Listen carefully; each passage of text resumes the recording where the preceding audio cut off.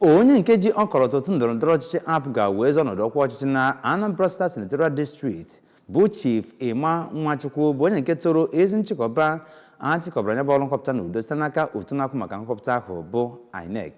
Onye nta aka anyị bụ Chukwuemeka Modelem bụ onye nke ga-ewetara gị nya bụ akụkọ n'ụzọ pụrụ iche.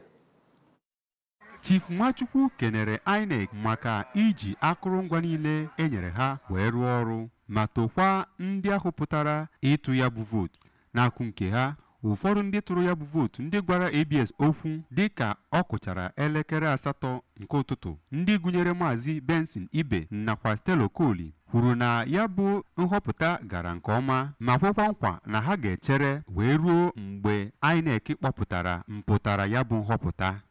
Ihe na-aga n'aka nke ọma, anyị bidoro ịtụ akwụkwọ ebe a n'oge a na-atụ akwụkwọ esi ekele na-ekele ndị anyị na-egebe etu a ji wetara anyị ihe ngwa ọrụ na ndị na-arụ ọrụ ha bidoro ọrụ be anyị n'oge.